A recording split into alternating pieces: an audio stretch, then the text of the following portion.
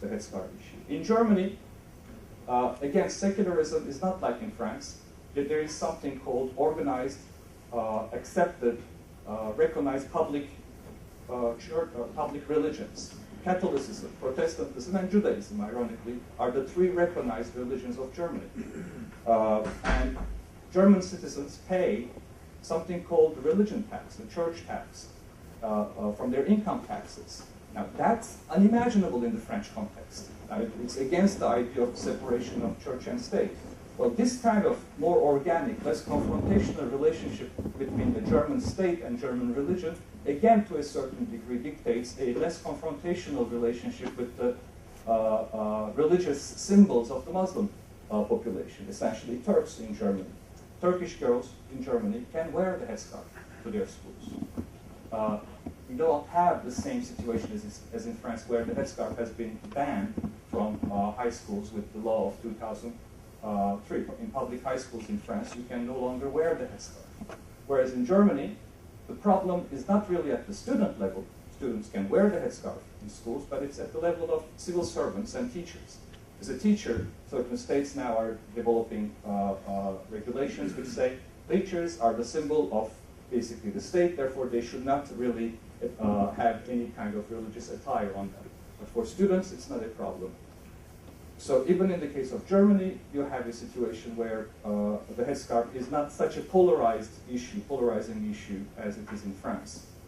Now, in France, part of the problem is laïcité, the anti-clerical and militant nature of laïcité, and that has its roots, as I said, in the Catholic Church.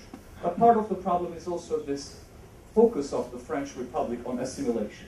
The French Republic wants to assimilate all its citizens, all its minorities into one French identity. That's the French model. The concept of minority politics, the concept of communitarianism, multiculturalism for France is anathema.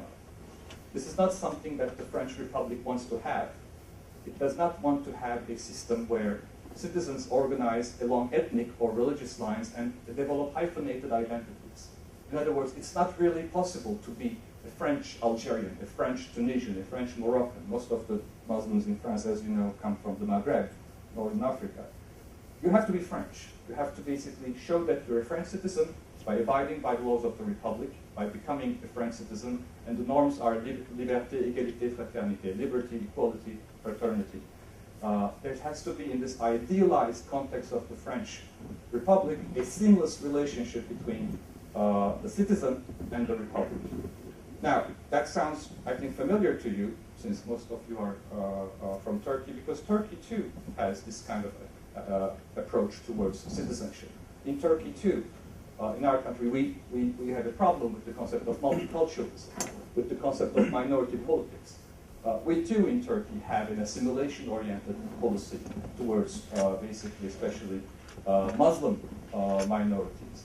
In that sense, the Turkish similarity with France is not only confined to laïcité, but it's also applicable to the concept of citizenship, nation building, and minority politics. And it's not a coincidence that in Turkey, too, we have a major headscarf problem. A problem which, similar to France, is centered around the school, the symbol of the Republic, the symbol of the revolution. The French had their French Revolution, Turkey had its Kemalist Revolution. And in many ways, the Ancien Regime and the fear of religion as a regressive, obscurantist, counter-revolutionary force is present in both France and in Turkey. In the French context, there is the additional element of backlash against multiculturalism. And I would like to conclude the Europe part of my talk with this backlash against multiculturalism. And where I started, remember I talked about the fear of next 9/11s, or fear of Islamic terrorism. Europe now considers its Muslim minority, and there are about 15 to 20 million Muslims in Western Europe, about 6-7 million in France, about 3 million in Germany, about 2.5 million in Britain, 1.5 million in Poland, and the rest of Europe. We're talking about 15 to 20 million Muslims. Europe fears that this Muslim community is not integrated. And there is a backlash against multiculturalism in Europe today. There's a fear that Muslims are establishing ghettoized communities, that they're basically becoming, forming parallel societies. That is a term that is repeating itself, that you often hear in European circles, that somehow there are now parallel societies in Europe, and that Muslims are not willing to really integrate. So there's this emphasis on integration in Europe now, and there's a kind of backlash against multiculturalism. I have a problem with that kind of an analysis because first it supposes that multiculturalism was present in Europe. In fact, multiculturalism was not really there. What European thought was multiculturalism, or what they saw as multiculturalism before, was just neglect of the Muslim population. This ghettoization is something that happened in the 60s when Muslims first started arriving. In itself, it was not a multicultural policy of Europe that led to ghettoization or to parallel societies. It was essentially the neglect. Germans thought that the Turks would never stay. They called them guest workers, Gastarbeiters. Good guests don't stay forever. They leave. When the party is over, they have to leave. And the party was over in the 70s, but the Turks did not leave. They stayed. They made something worse. They decided to bring their families, family reunification. And ever since, the numbers of Turks in Germany have increased because there's a higher birth rate, almost double the birth rate of the German rate. But also there is family reunifications that started in the 1980s. Same pattern in France. The French had a different approach to citizenship. They gave citizenship at least to the Muslims who came. They had a more relaxed attitude towards citizenship. The Germans did not even give citizenship to the Turks.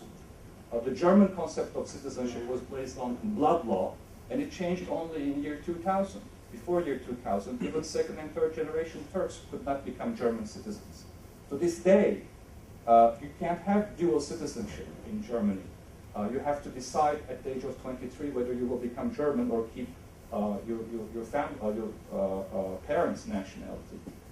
So this is not multiculturalism. France was not multicultural. France was assimilationist, but they failed because there were ghettoization and there was basically social and economic problems. Britain. Was Britain truly multicultural? Not really. I mean, multiculturalism is practiced in very few countries. In fact, for those of you who've been to Canada, Canada is a truly multicultural state, especially because of the French presence, Quebec. Canadian officials consider French as a second official language, and they do their best not to offend the French-speaking minority through many policies. Affirmative action is one of them. Trying to accept French as accepting French as an official language is another one of them. But that's really a multicultural society. One can argue even the United States fails at multiculturalism. In this country, there is a tendency to go to Europe among American officials and to talk about how well American multiculturalism functions, especially on the question of Muslims. I mean, I keep hearing all the time State Department officials going to Europe and say, why you Europeans are not able to integrate your Muslims? Look at us. The Muslims that we have are very well integrated. Well, and the joke is that the French, the German, the British officials would very often say, well, do you want to exchange these populations? Because we would love to have your Muslims. The Muslims in the United States come from very different socioeconomic background compared to the Muslims in Europe. So when the Americans talk about the Muslim situation in the United States, they